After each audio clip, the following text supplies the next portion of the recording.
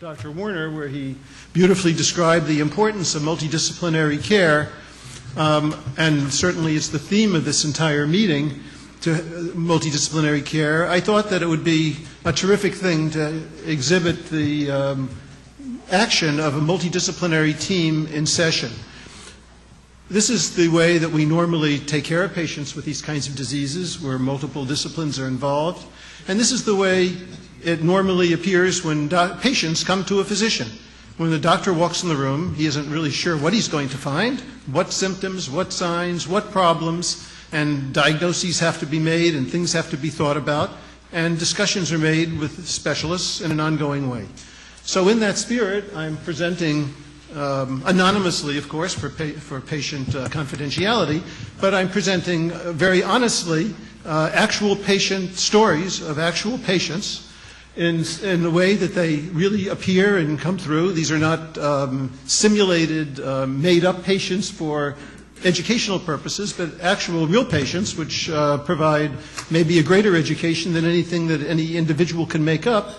And I think that by putting everybody together, and it'll be as big a surprise for everybody here as for me and for you, exactly how things evolve and what happens, I think it'll be a very useful learning experience, and also illustrate the incredible importance of having care of these complex neuroendocrine tumors by a team of specialists. At Cedars-Sinai, we have a team very much like Dr. Warner was describing, with medical oncology, endocrinology, radiation therapy, cardiology, gastroenterology, pathology, interventional radiology, diagnostic radiology, nuclear medicine, and surgery, with individuals in every one of these specialties who are specialized in neuroendocrine tumors, meeting in a multidisciplinary conference in our cancer center every single week. And we discuss 4 or 5 patients every single week in an ongoing way and make management decisions in a way very much like you see today.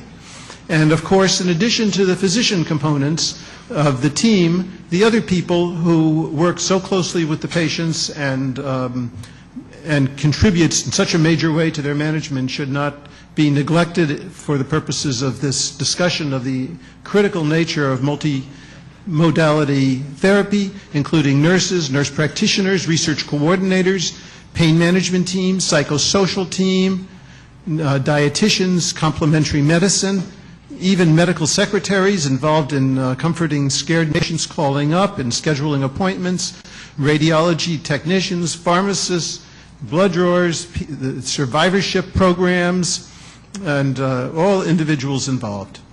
On our team today, we have really a stellar panel of experts from all different disciplines. We have Dr. Eric Krenig from nuclear medicine, Eugene Woltering from surgery, Aaron Vinnick, endocrinology, Dermot O'Toole with gastroenterology, Brian Dias from cardiology, Sue O'Dorisio, I have her listed here as pediatric oncology, but she wears many hats, including molecular genetics and biomarkers and other related fields.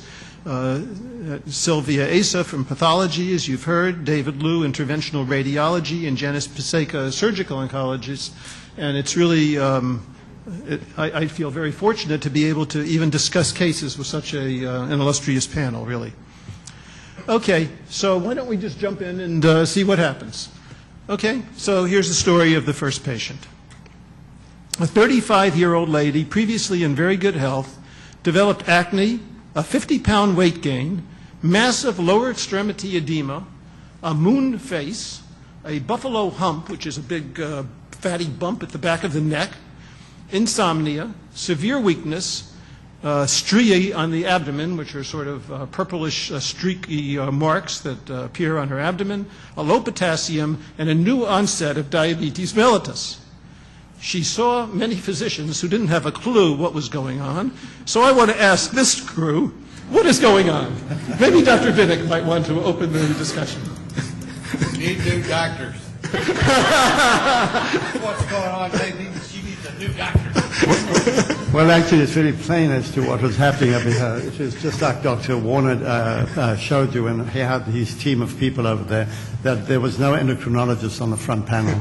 and the endocrinologist was hiding and only appeared on the second panel. So all the doctors that were consulted in the first place over there missed the diagnosis because they didn't have an endocrinologist on the panel. To defend Dr. Wallen, there are only 2 endocrinologists that I know who know anything about neuroendocrine tumors. And I don't even consider him a friend. You're one of them.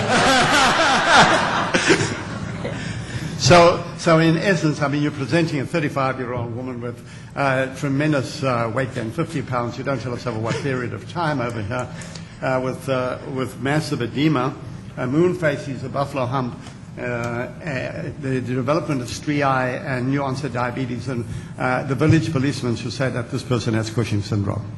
So the question there, Cushing syndrome, is going to be whether or not this is going to be a primary Cushing's, whether it's going to derive from the pituitary, whether it's going to derive from the adrenal gland. And the second question that's going to derive here is whether or not this is a paraneoplastic, means a neuroendocrine type of tumor producing a hormone that's going to stimulate the adrenal gland to make too much cortisol. And there are little subtleties to the presentation which would lead us down one path or the other path, but for all intents and purposes, if this is not Cushing's, then I would be very surprised. Okay, I would too. So the patient went to a well-known university and went specifically to a weight reduction program and was seen by a multidisciplinary team, unfortunately containing people with multidisciplines, but none of whom were into neuroendocrine tumors. And the diagnosis of Cushing's was not made, and instead she was given a low-calorie diet, which unfortunately did not work. She then went home and did a Google search, because what else do you do in 2010? You ask Mr. Google. And she diagnosed herself with Cushing syndrome. She then presented herself to an endocrinologist, and she said, "I've decided I have Cushing syndrome, and I'd like you to prove it." That was her presentation. Okay? So the endocrinologist did what endocrinologists like to do in this situation. They do laboratory tests. Urinary free cortisol, which is a nice average of how much cortisol your adrenal glands have been pumping out, was 2,136 milligrams in 24 hours, which you could see is a bit more than normal, which is less than 50. The ACTH level was several times the maximal limit of upper limit of normal. Urine blood cortisol was highly elevated, and to make the endocrinologists in the group happy, I'll show you a bunch of other tests that came out all normal. What was going on here was clearly tremendous overproduction of cortisol.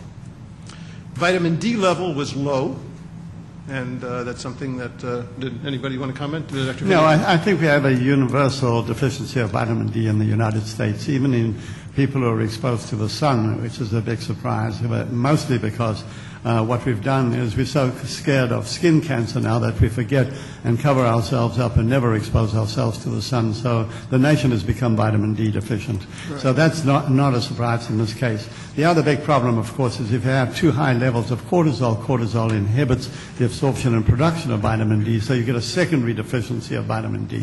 And we tend to forget that because vitamin D has another whole syndrome in its own right, which could contribute to this person's clinical presentation, which we could talk about as well. So what happened is, when this occurred, the endocrinologist initiated the workup with one test, which he thought would be a good cancer test. He ordered an FDG PET-CAT, a CAT scan of the entire body, neck, chest, abdomen, and pelvis, and concurrently a PET scan of the body.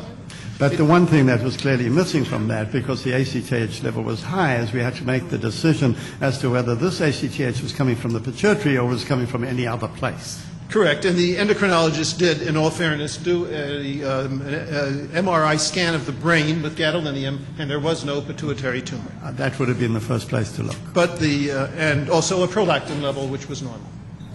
Dr. Wolin, can you give us a little bit of family history on this patient? Is there any history of any cancer on either side of the family? Because she's pretty young. And is there any history of anyone having diabetes in her family? The answer to both questions is no, but maybe you'd want to comment on what the implications would be if I said yes. So if you said yes, because she's so young, people who are young when they have these tumors diagnosed, actually any cancer, have a higher family history of cancer, and particularly for those of you who have neuroendocrine tumors, it's been shown in studies, again, of the SEER data that we've heard about so much this morning, that if you have a family history of both cancer and diabetes, your chances of having a neuroendocrine tumor are increased by about 50%. So Just the remarkable. family history can be very important. Okay, so what do you guys want to do? What's the next step? Dr. Woltering, what would you do now? Trade in the doctor for a new doctor. Send him to Dr. Odoricio, this one. No, I think you ruled out a pituitary source. You still haven't told me much about her adrenals. Did they see them on the CAT scan? Did they get an MRI, a T2 weighted MRI of her adrenals? Are we sure that there's nothing else going on there? The only thing we have is this big mama jama at the end of the pancreas, right? Correct. I would normally do, as you say. All those things, assuming that all those things are negative, Yes. and they've had an Octria scan and they have all their baseline studies, then I'd take out their distal pancreas. Okay. Can I make a comment about that? Of course. I need to make one comment because I think it's important. You have not ruled out pituitary origin for this disease. So I was going to say you need to do an Octria scan because that's going to tell you if this pancreas is something else. I did an Octria scan and But an I just need to MRI. point out that about 50% of Cushing's patients who have pituitary-dependent Cushing's do not have an abnormal MRI. So you have not ruled it out yet. Right. The other scans indeed have been done, but not yet. At this point, the only thing that's been done is the PET-CAT, and she needs to have an MRI for sure of her abdomen and pelvis and an octreotide scan, but they have not been done yet. Yes?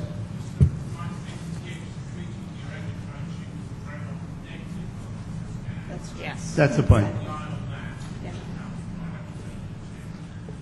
Actually, and there's another point to the case, and this was the point I was alluding to earlier. When you get a massive increase in weight with the abdominal striae, the increased adiposity, the hyperglycemia or the diabetes, you're not tending to look at an ectopic syndrome. They're usually much more aggressive. They have the electrolyte imbalance. They don't get the weight gain in the striae. They're a very different clinical presentation from the person who has pituitary. So I agree, we haven't excluded pituitary origin because it's behaving much more like an ACTH-producing tumor in the pituitary than it is like an ectopic ACTH, one that's coming from somewhere else, like the tail of the pancreas.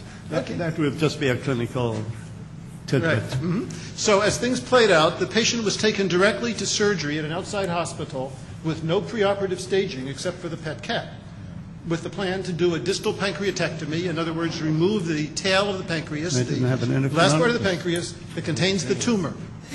The surgery was done. Not to run. The patient had the tumor removed with that section of pancreas, had the spleen removed, had a liver biopsy because, lo and behold, the liver not only had one mass, it actually had a lot of masses, and a couple of them were big masses, but they didn't show on the FDG PET scan, but something was biopsied, and they took out the left adrenal, which was relatively close in the area, leaving the right adrenal behind. Maybe Dr. Paseka would comment on the value of such a attack on the adrenal glands. Yeah, so hopefully they're getting closer to the diagnosis. About 50% closer. But I think, I think the panel up here is sort of recognizing that this probably jumped in with surgery a little bit too quickly. We still have an endocrinopathy in front of us.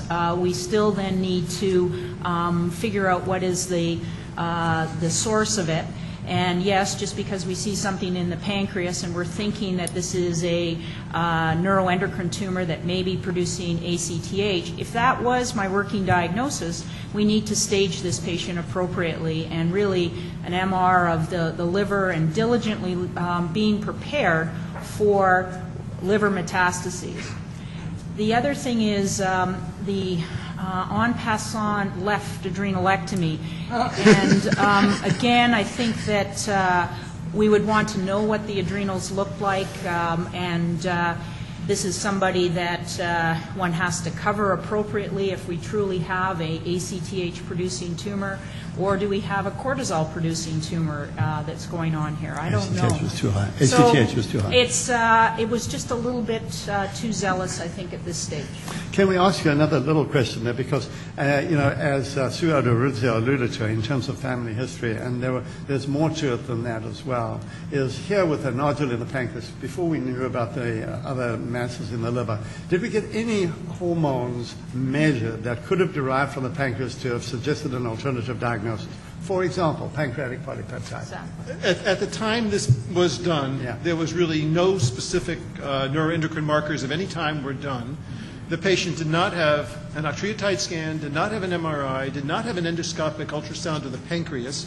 Do the gastroenterologists have any feelings about that?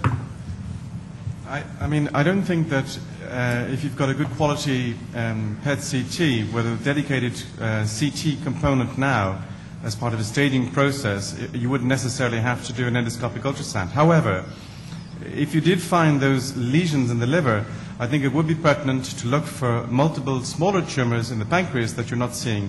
It's a fairly minimal invasive procedure that may give further information. Another hormone that I would be thinking about as a gastroenterologist, although silent in the clinical presentation, would be serum gastrin. Because, in fact, this sometimes is overlooked, and we know that gastrinomas can present with this type of clinical presentation, and they can be difficult to manage with severe hypertension, and may need to have, in fact, the adrenals looked after before going in to do anything more radical with pancreas or other matters. So, An excellent point. serum gastrin, I think, and also maybe, I think, really very important, dedicated axial imaging to the pancreas, but also including the liver, reiterating what you just said, either MRI or very good quality multi-detector CT scan, proper staging. Right. Some of these issues will appear shortly, but at this juncture had not been done. Yes. I'd like to interject with a comment. I think Janice and I are the only two Canadians on the panel, and I just want to tell the audience, for the Canadian patients in the group, this wouldn't have happened in Canada because you can't get the FDG PET scan, right? It's PET CT right away anyways. So our patients probably would have had to go through the other more appropriate studies in Canada. All right. That's what I said. And Tom Odorizio. yes. If they asked, one last. Use the microphone, please. Releasing factor, Correct. They have to distract as well, so that will give you the whole secondary ACTH hypercortisolism scenario as well. That's correct, and we certainly have patients like that. And let's not forget, young patient, neuroendocrine tumor, possibly of the pancreas. We have to think of MEN1, so we should be doing simple things like a calcium and a phosphate, PTH, look and getting a good family history from it. Correct. Correct one thing. Yes. About PET scanning in Canada, outside of Ontario, it is routinely available. That's not what you said. I don't think that's what she said. She was just saying that the first test is not. First test would not be. Okay. I've also been asked to remind the speakers to speak into microphones and to repeat the question so that the people recording the presentation will be able to have a better reproduction. Thank you. Okay, so surgery was done, and of course, the pathologist gets to look at the specimen. The pathology was read as a pancreatic neuroendocrine tumor of low grade with rare mitoses, no nuclear atypia, and no necrosis. Okay. However, the Ki-67 was done, and it was between 20 and 30%. Synaptophysin and chromogranin were both positive. Chromogranin misspelled, I'm sorry. ACTH was positive in the tumor cells, although patchy.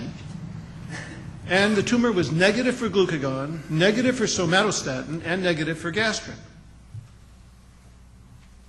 Okay, so now I'd like to ask Dr. Asa, what are the implications of a low tumor grade with a high Ki-67? How do we call this tumor? What kind of biology and response to treatment can we expect as clinicians? And what insights can you give us?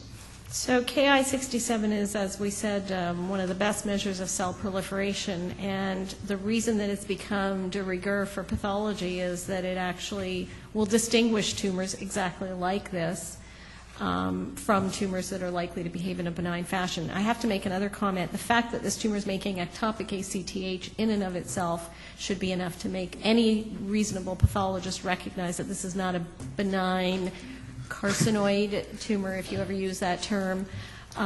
Low grade only means that there's nothing specific in the morphology of the primary tumor that is worrisome. Rare mitoses, again, I want to make a comment here. Pathology is both an art and a science, and as you heard, there's some art to clinical medicine. There's also some art to pathology. One person's low grade is not somebody else's. One person's rare mitoses is not somebody else, because these are things that are in the eye of the beholder, and so it's very hard to comment on those. MIB1 or Ki-67 is not. It's a number. It's either positive or negative, and it's there, and you count the cells. So I think this is really very important, and between the ectopic ACTH and the high Ki-67, this is a very aggressive carcinoma.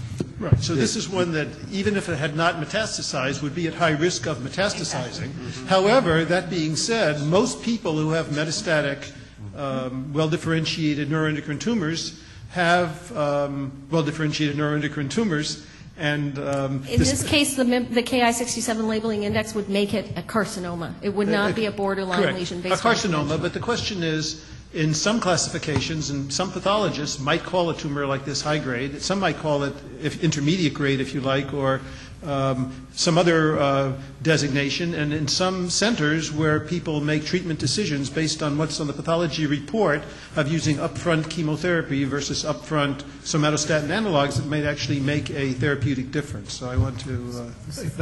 Could we comment on one other feature? You know, now we're taking it back into the endocrine sphere, and if this is a tumor that's present in the pancreas and it's in an ectopic situation for production of ACTH, this doesn't behave very well.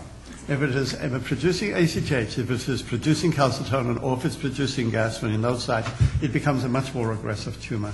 So that fits better with calling it a cancer and calling it a dedifferentiated tumor. Okay. One thing I'd like to point out for the patients in the room is this is a very erudite discussion.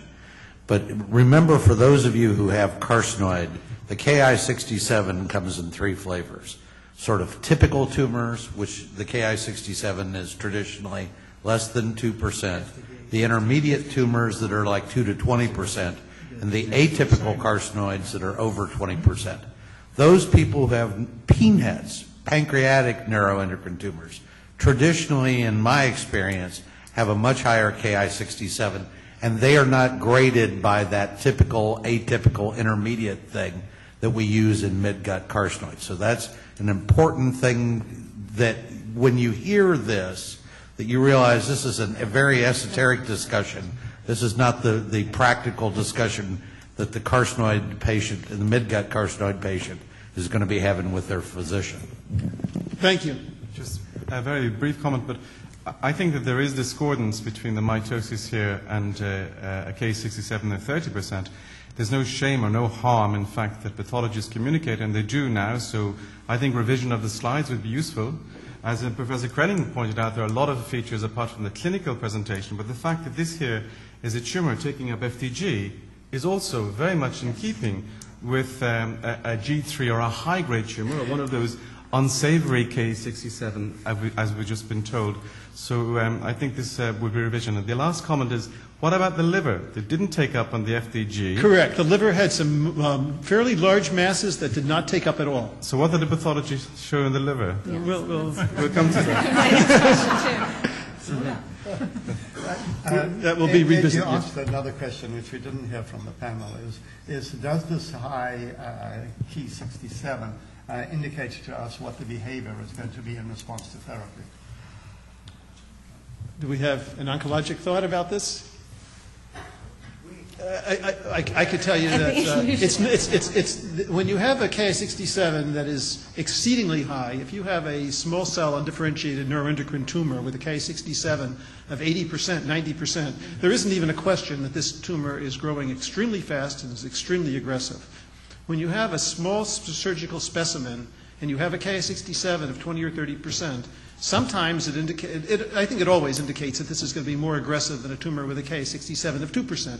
But it doesn't indicate that it's necessarily going to have an exceedingly fast rate of growth and be resistant to somatostatin analogs. Dr. Walton, today we'll allude to it, but Fagiano has a paper where they really did look at the Ki-67 for on a Kaplan-Meier curve. We'll show it this afternoon, but this was a classic match, as has been alluded to, with a Ki-67 of greater than 20%, almost 30%. In peanuts or in midguts? In neuroendocrine tumors. They looked at both classes. And it's absolutely classic prognostic. The whole point being the gray, the black, and the white. The intermediates are the tough ones, and that's where the Ki-67 lets us down. But clearly, when you see this in a SUV that was probably over 8, it had to be, that was clearly a 1-to-1 match of what was going to happen. Right. Yeah, in this particular case, the SUV wasn't over 8. It was just minimally elevated, and it was negative in liver. So this is one of those intermediate type tumors where you really can't predict too accurately from the pathologic information, except to say that it's probably going to be more aggressive than... I actually, that was a trick question, because it was Thomas referring to Fagiano's paper in the sunitinib trial, part of which you'll refer to later today, is the higher the index was, the greater the responsiveness was to tyrosine kinase inhibition. Okay. The rest of the pathology report... excuse me? Can I make a comment or ask a question? Sure. Wouter de Herder from Rotterdam. I think we are missing one important point here. We are focusing on Ki-67 metastasis, but this patient is suffering from a very severe Cushing syndrome. And this is extremely dangerous, because these patients are at risk of severe infections, not only caused by ordinary bacteria, but also by these so-called opportunistic infections, which you see in HIV patients.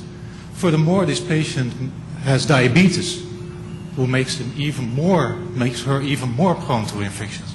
So the hallmark, the first aim has to be, and Dr. Vinnick will completely agree, to control this severe Cushing syndrome, because this patient will die of all complications caused by the Cushing syndrome, the severe edema, the high risk of infections by the suppression of the immune system by cortisol, and the diabetes.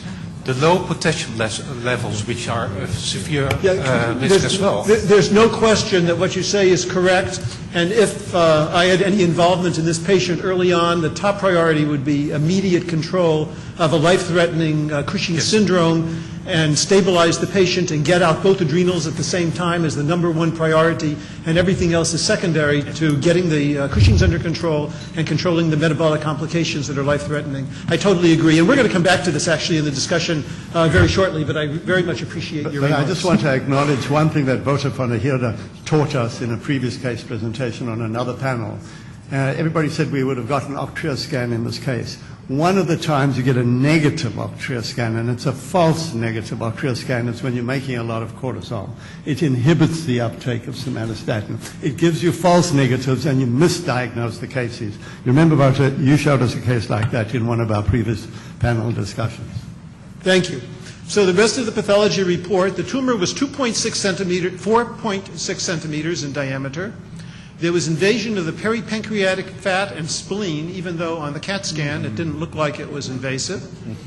The pancreatic resection margin was positive for malignancy. 9 out of 11 regional lymph nodes were invaded by cancer. The biopsy of the liver was positive. And why did the pre-op PET-CT fail to predict the extent of metastasis? We mentioned that briefly, but maybe Dr. Krennig would want to talk about what the significance of FDG PET positivity is and some better ways of imaging tumors before surgery. Well, I would like to underline the point that you're talking here about PET-CT. In my opinion, that is wrong. You have to say it is FDG PET-CT. It is gallium dotatate or octreottate PET-CT. Correct. It's the first remark. So it is indeed remarkable to see an FDG scan in this case, first of all. I would like to admit that also. And you already mentioned that, Gene Woltering was asking for an ocular scan. A positive scan is of value, because you can use that. But indeed, there are false negative cases because of the high cortisol levels. And we know that already from patients with a sarcoidosis, for instance, using cortisol, prednisone, that you can have a false negative scan. So this is not really new, but it is very important for the endocrinologist, oncologist to know this. For me, it is remarkable here to hear, assuming that the FDG scan was done properly. That is a big remark. Many departments of nuclear medicine, I'm talking general, not about Canada, but in general, they are not following guidelines. And that also holds for the ocular scan. So assume that this FDG PET scan was done properly. Then it is remarkable to see a positive, perhaps primary tumor, and negative lymph nodes. Yeah. And if you're talking about metastases in the liver, that these are negative as well. Perhaps that is an indication that we are dealing with a mixed tumor, a aggressive, more or less aggressive primary tumor, which is FDG positive, and more well-differentiated metastases. I hope so for the patient. I do too. Thank you. Okay. I think one thing I'd like to add to that, I'm Aldridge from London. I've certainly seen cases where the metastases have a different uptake of their tracers than the primary, and the metastases themselves may differ. And so there is it just reminds us that these things are undergoing mutation as the disease evolves. Correct. That is not in our experience, not at all. And therefore, I'm still underlying the point that you have to follow the guidelines. In general, and that is different from breast cancer. There you have a heterogeneity between the primary tumor and metastases with regard to peptide scanning. That is not the case for PET, NET, or midgut carcinoid tumors. These are the same. The difference can be based on the size of the tumor. The smaller the tumor, the lower is the uptake, of course. So I would say in general, therefore, PRRT, and I will talk about that tomorrow and other speakers as well, PRRT is so effective. Okay, so postoperatively, again in the outside hospital, an octreotide scan was done. The octreotide scan did show... What was the cortisol at the time that this was positive? The cortisol was remarkably less, but still elevated. Okay. Still there.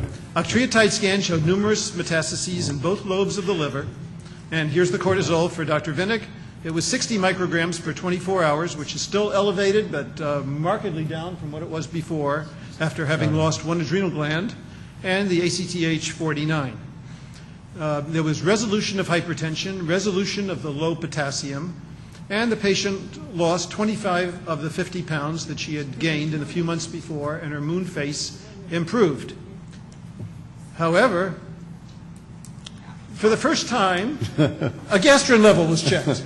The endocrinologist woke up. It was 3,752. An upper GI endoscopy. Was she on proton pump? No. An upper GI endoscopy. In the United States or in Canada, not on PPI. She's one of the few. The upper GI endoscopy was negative, and for Dr. Woltering, there was no history and there was no biopsy that showed the atrophic gastritis at the time of the previous EGD that was done before her surgery, and she had never been treated with PPIs. And in fact, she wasn't even treated with PPIs when the gastrin level came back 3,752.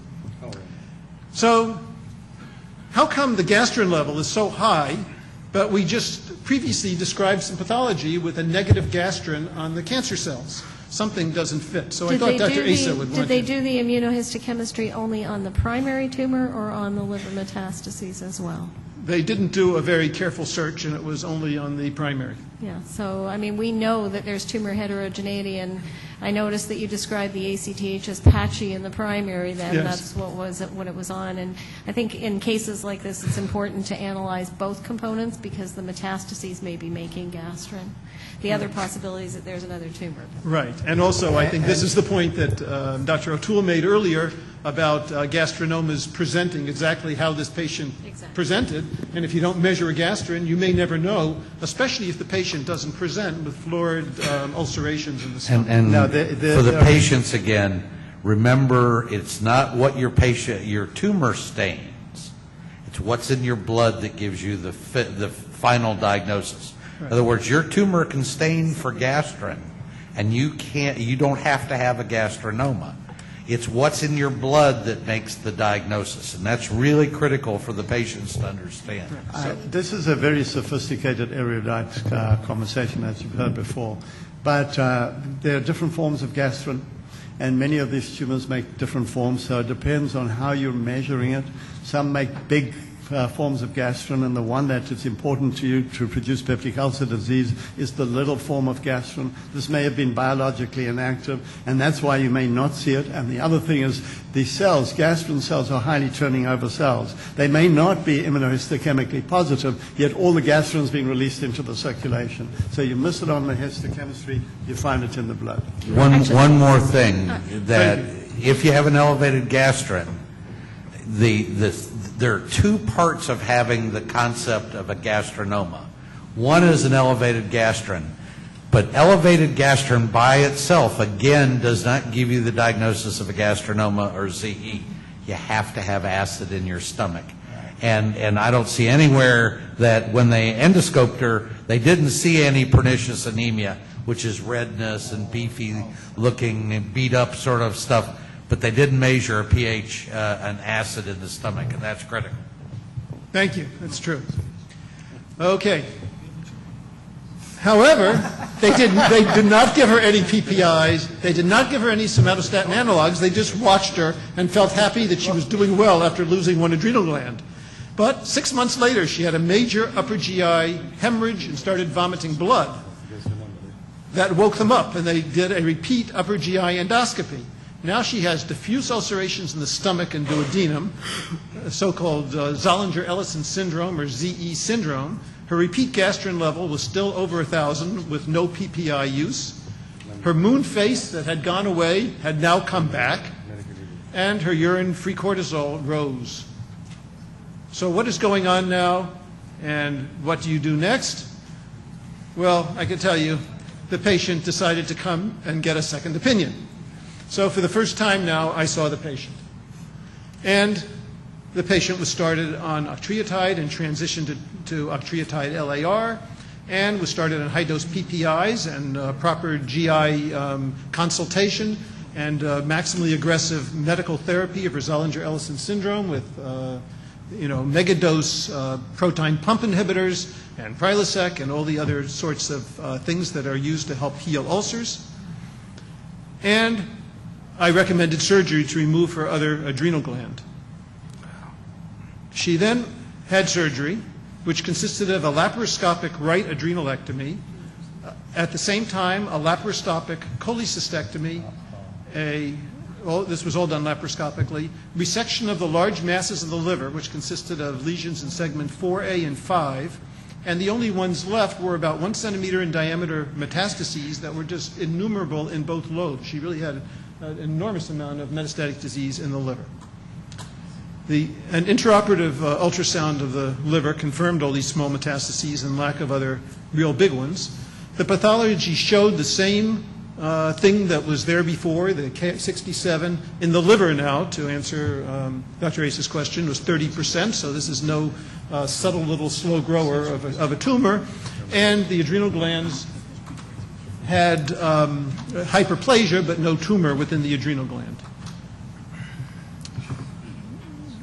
After her surgery, about 2 months later, she developed severe right upper quadrant abdominal pain.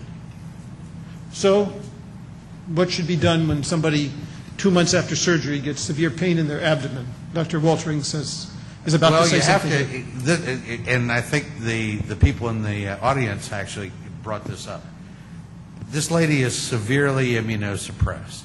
She's just had a major surgical procedure, and she probably can't mount an immune response. So, the first easiest thing would be to think that she has recurrent tumor in her liver and that this is all tumor-related pain. But the other thing I think you need to think about is she had a liver resection, she has dead space, she has fluid collections in those dead spaces.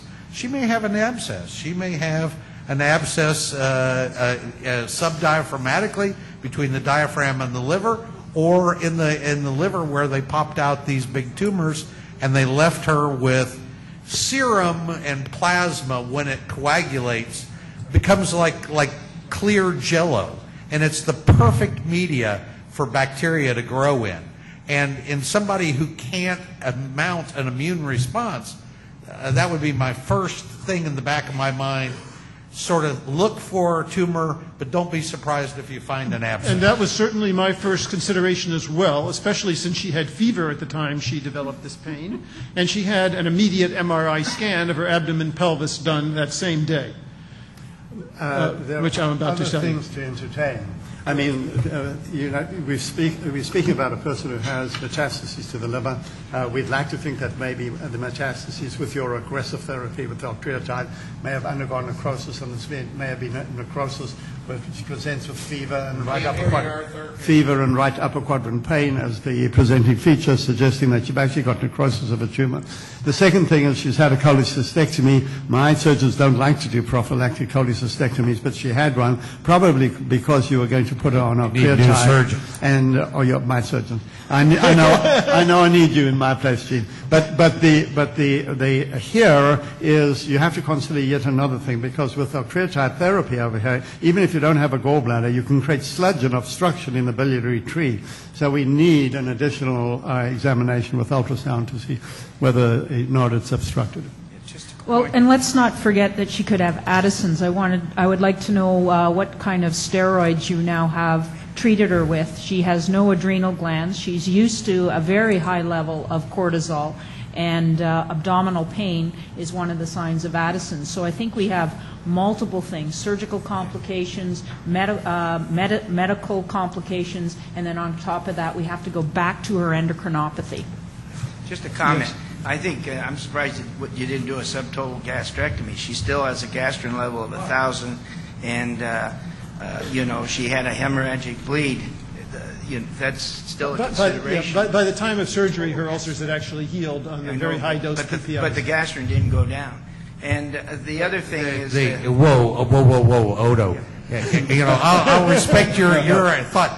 The use of subtotal gastrectomy is back there with purple dinosaurs called Barney. I mean, PPIs and somatostatin analogs have made subtotal gastrectomies, vagotomies, antrectomies, all those things like the big purple dinosaur. But just one point, though. Jensen described the 5 cases of gastrinoma that toggled to ACTH secreting tumors. And in this case, it appears as though maybe the ACTH predominated first, and now you're into maybe a full-blown gastrin. That's what we were referring to, Tom. I agree with Tom that ACTH production and cortisol production in a gastrinoma is a very bad thing. But I still don't think I would have taken out half her stomach. Okay. May I make a remark, please? Of course. A European remark. With all respect for the United States and Canada, but we lost in this case 6 months. Correct. You already said there was a positive octreotide scan with regard to the liver metastases. Still, this patient was not on a certain treatment for half a year. Correct. My European remark would be that this case was treated in Europe by PRRT, at least, with a good effect. Yes. Eric, can we ask you? You described the gastrinoma paradox. Is that still coming to pass? And what Dr. Krenning described were that on octrea scans, the very best uptake of all the neuroendocrine tumors are gastrin-producing tumors. They suck up octreotide like a marathon runner sucks up a glass of water. But when Dr. Krenning treats them with PRRT, they have the worst survival. So they have the best uptake and the worst survival. what he's termed the gastronoma paradox. We have to rephrase this, because he's a surgeon, so he's always so outspoken. What is he saying? Well, you are always outspoken. You are saying the worst case.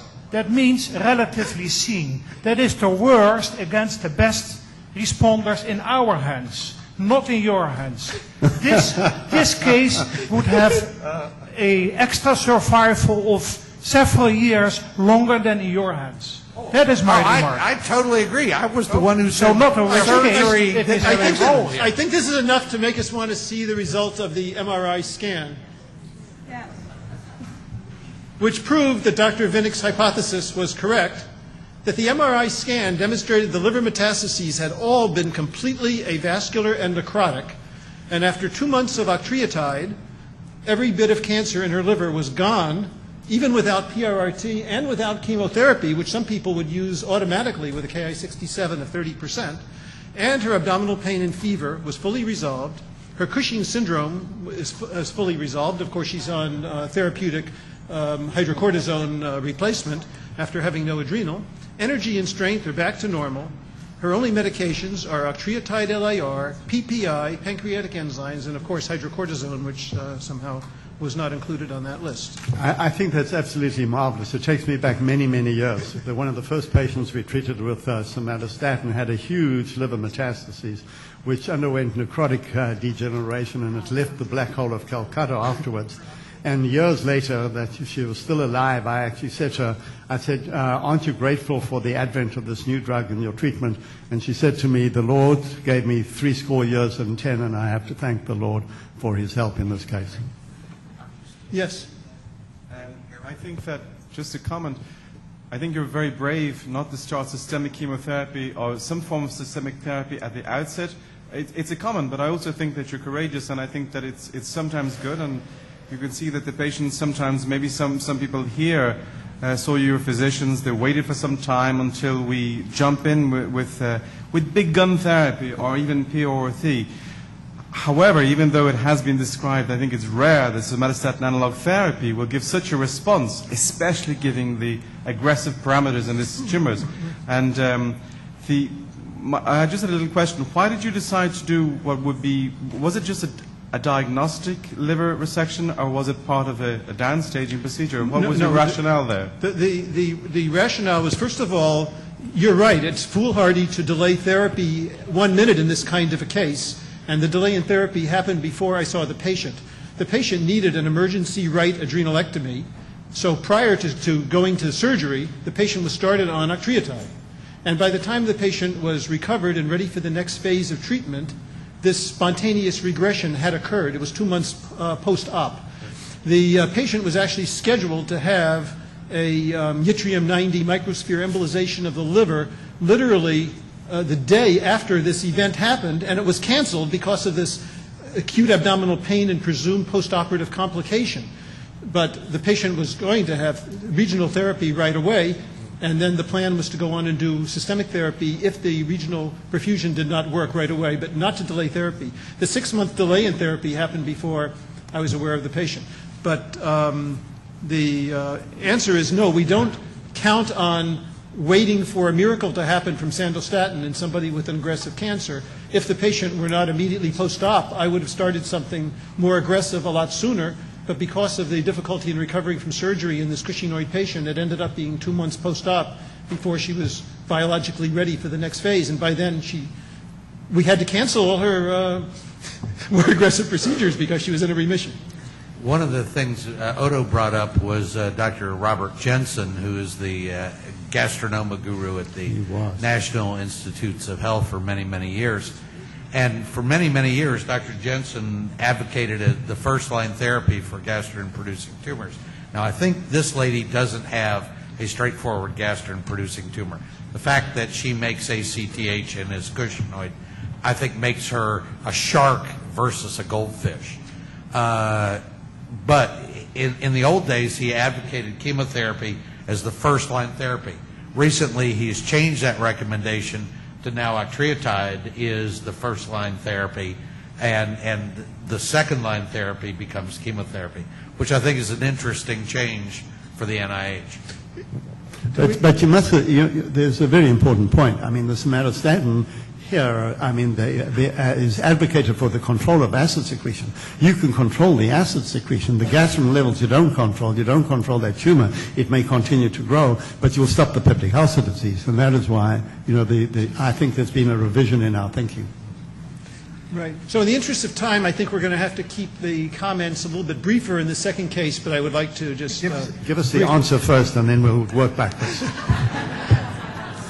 Okay. The great Karnak. The answer is now for the question. The next patient is a previously healthy, 57-year-old female project planner with a negative family history and no significant comorbidities. 11 years ago, developed severe abdominal pain. 7 years ago, had a variety of negative investigations. It wasn't that they didn't try. She had a CT scan of her abdomen and pelvis, ultrasound of her abdomen, a colonoscopy, and an upper GI endoscopy.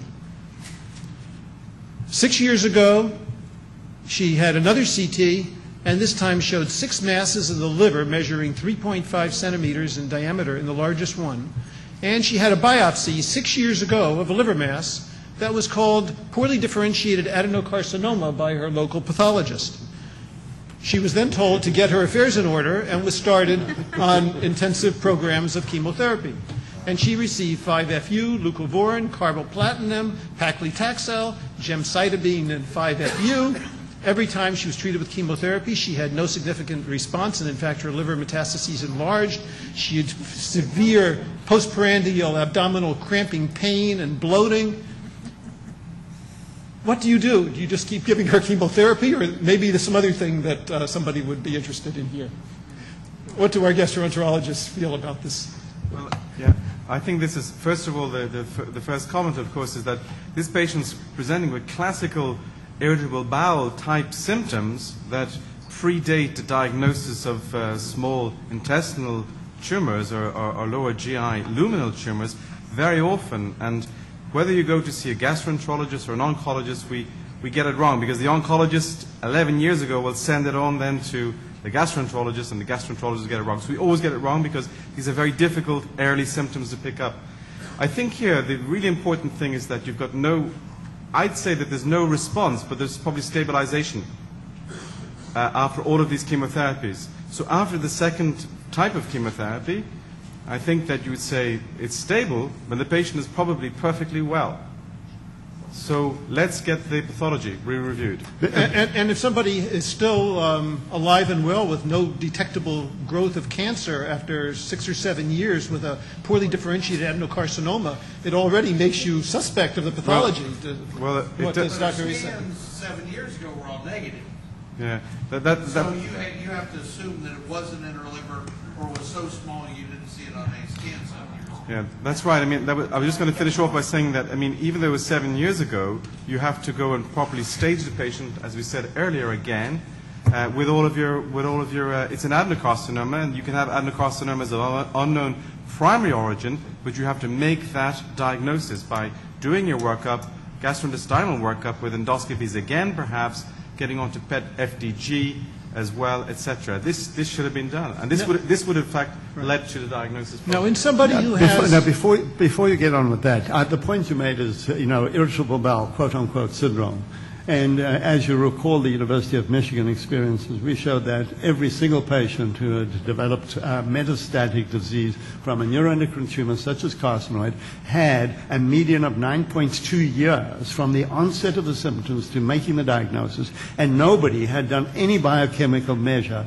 This screams at us that we need better measures to identify people who have neuroendocrine tumors that are metastatic in the phase that they're evolving. In the 11 years of silence over here, we need it. And so, whether chromogranin is the best marker, or as you will hear later during this meeting, pancreastatin or neurokinin A are going to become sons of Sam and are replacement markers. That's the period that we need to be able to identify what this is producing. At what point would gastroenterologists feel that somebody with a clinical presentation of small bowel obstruction, a fairly high grade, deserves to have other studies like capsule endoscopy or double balloon push endoscopy or that's a really CT enterography or something? That's a really good question. I think that once you have somebody with real clinical subacute obstruction, that rings alarm bells, and that really prompts.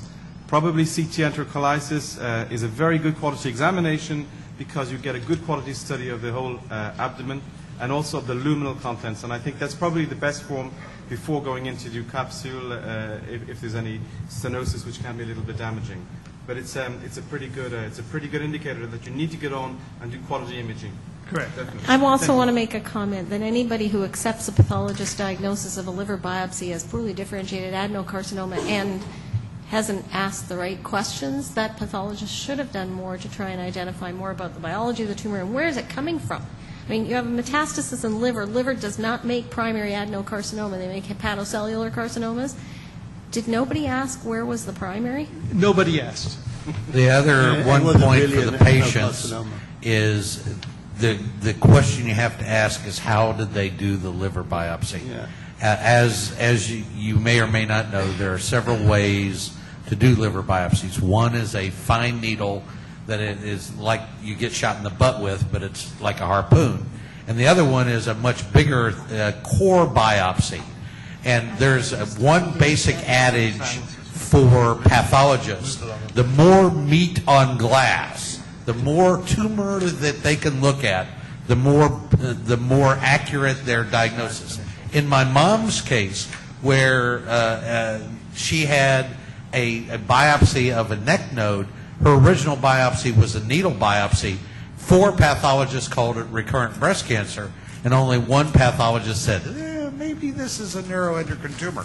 But when you look at it, they had just a few little cells to look at, and when they actually took the node out and you had a lot of tumor to look at, then they were much able to make a better diagnosis. So at this point, a wireless capsule endoscopy was performed that showed multiple tumors extending from the mid-small bowel to the terminal ileum, which certainly looked like something suspicious was going on. And this is in this woman who was allegedly having an adenocarcinoma metastatic in her liver. An endoscopic ultrasound of the pancreas was negative. A PET scan was negative, which also is unheard of, really, in a poorly differentiated adenocarcinoma, which is metastatic. Here we're talking about specifically an FDG PET scan for Dr. Krennig. The liver metastases were a bit larger than ever. So what now?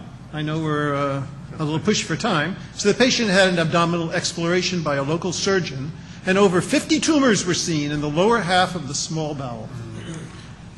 So the surgery consisted of a small biopsy, and he got out because he was afraid he would cause too much damage by removing these, despite the fact she had multiple high-grade obstructions. And I'll come back to this in a minute. We'll ask the surgeons. Pathology from this biopsy showed a carcinoid tumor, a well-differentiated neuroendocrine tumor, positive for synaptophysin and chromogranin, and with a Ki-67 of 11%. She was started on octreotide and has actually been on it to this day. However, we didn't have any biochemical measures at any point. This was all on the outside with no biochemical measures of anything. Patient was still incapacitated by intermittent severe abdominal pain, vomiting, bloating, just miserable, and nothing was accomplished by that first surgery. She then appeared for a second opinion. So what do you guys think? How do surgeons make decisions about what to do when you have a whole ton of cancers in your distal small bowel? Well, first of all, I would say that the surgeon that got out because he was concerned that he would do more harm than good was a smart surgeon, because these are technically challenging problems. We're not talking about cure here. We're talking about a palliative operation. But that should have necessitated a referral to a center of excellence that has the surgical expertise to go in and deal with the bowel obstruction. You can get excellent palliation by resecting portions of the bowel and the mesenteric mass that was probably also involved in this, and allow for good palliation and an appropriate addressing of the what one can do surgically or ablative therapy of sorts of the liver. So He made the right decision to get out, but then that should have necessitated a phone call to a center of excellence, and this lady needs another laparotomy and good palliative procedure. Correct. Let me just throw 2 more cents worth in. And if you think you know the answers, there's always going to be somebody who has a better answer. And recently, we met some people from the University of Indiana who, I got to say, take my breath away. And these guys are doing abdominal transplants. They take out the stomach, the pancreas, the liver, the small bowel, the large bowel, and give you a whole new abdomen. And they have an 85% 5-year survival. So in patients who have no small bowel left, 15,000 liver metastasis, as long as you don't have a disease that's outside of the scope of that transplant, they'll basically give you a new abdomen. I mean, I thought they were crazy until I saw their surgical results. It was really pretty incredible. So you never have to give up on these. You just have to be more and more creative. But also very, very careful in patient selection for such procedures. An MRI scan of the abdomen showed multiple liver metastases and a mesenteric mass associated with tethering of adjacent small bowel loops. CT enterography showed liver masses that were larger than previous and multiple masses in the ileum. This is a view from one of the CT enterography pictures showing some tumors there. So what do we do now? She did, as was suggested, go back to surgery and have a procedure. She had resection of the entire involved area of small bowel, which turned out to be a doable procedure. It didn't extend up quite as far as they had thought it did, even though there were over 50 tumors. And she had relief of her small bowel obstruction from kinking of the bowel. A 31-centimeter long segment of small bowel was removed, containing 65 carcinoid tumors. So, as you know, 25% of patients with small intestine carcinoids have multiple primary tumors, but 65 is more than average. So, the question for the group is, what do you do now? She clearly has been progressing on octreotide, and she has now relief of her symptoms, which were mostly obstructive symptoms, and what do we do about her liver metastases? The options, just to throw it out of the table in view of the time, would be embolization with yttrium-90 microspheres, hepatic artery chemoembolization in the usual way, hepatic artery chemoembolization with LC beads loaded with doxorubicin, systemic therapy with PRRT, use of other adjunctive systemic therapies since sandostatin is not working, everything from interferon to mTOR inhibitors to sunitinib and all kinds of things, and chemotherapy of Xeloda and Temodor can be used, and other options for therapy would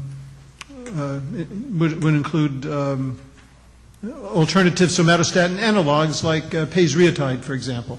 So in any case, I'm throwing it out to the table for discussion. Can I just ask a question? Yes.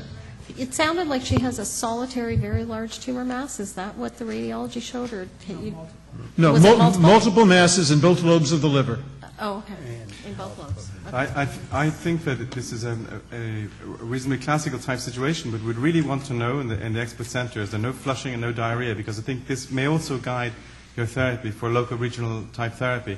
And I think just to make the point at this stage that mid-gut tumors with metastasis, these are the areas that we fall down on apart from maybe some peptide receptor therapy, but especially for systemic forms of therapy, we think about maybe a clinical trial here to look at one of the promising emerging forms of therapy, and I think that this would be sort of a very good indication. Yes, I agree with you, and that's probably the direction she's going to go. I think some of the decisions are going to be out of your hands. In the U.S., especially Blue Cross Blue Shield holders can't get yttrium-90 microspheres, unfortunately. At least I can't get them approved. In California, it usually is possible. Is that right? See, even among states, it's different. So some of these decisions are going to be the insurance company's decisions, which I think is unfortunate. But I think that this lady's rate-limiting step, what's going to kill her sooner rather than later, will be her liver-based disease. So I would do a liver-based therapy. I would either use yttrium-90 microspheres, or I would do chemoembolization. depending on, I would prefer microspheres because you can go back and chemoembolize after microspheres, but you not necessarily able to do microspheres after chemoembolization. So I do spheres first if the insurance company would let me do that. Just a comment. I'd like to hear Eric's comments. I mean, that arterial scan didn't show much, but those lesions probably were sub-centimeter and were missed. But I would think something like lutetium might be very helpful in this case before Y90 spheres are considered. What do you think, Eric? Well, I have to keep my mouse here because we are in Canada, so and it is not available here except for the oculoscan treatment in London, Ontario. But I won't treat this patient with indium anyhow. So perhaps the best advice is to send her to Europe for PRT. Yeah. Which is what we do in Canada. We send them to Europe. Eric, have you ever used a intra-arterial approach for liver-only disease? Does it help you when we did the indium that way, we could double the uptake and with the same systemic dose. Can you do that with the lutetium? I will address this point tomorrow in my talk, and I will refer to the data also of John Buscombe. Okay. I'd like to suggest another approach in this patient, and this is something that has increasingly got me over the years, and it is a troublesome problem with the patients who are sort of in this intermediate category. They're not clearly a low differentiation G1 disease. They are not clearly on histological grounds G3 disease, but they have this intermediate form. And I certainly see a group of patients that sometimes even have a much higher GI Ki-67, low metastases or high metastases, low Ki-67, and they're always very troublesome. And I can only grapple with this conceptually as believing that these tumors may be in transition, that there may be a component of very aggressive cells that are starting to overgrow. I've therefore taken on the approach of offering these patients chemotherapy because the proliferative part is the most threatening, and if I get the tumor stopping growing, it's also telling that this tumor grew within a very short period of time. And to me, clinical behavior trumps Ki-67 and number of mitoses per 10 high-priority field. Okay. Well, I think in interest of time, we're going to have to stop the formal discussion, and all of us here on the panel are still available if anybody has individual questions about any of these issues. But I want to thank the entire panel, the entire audience for your input as well. And I hope you've enjoyed this as much as I have. I think it's been wonderful. Thank you. Good job. Thank you. Well done.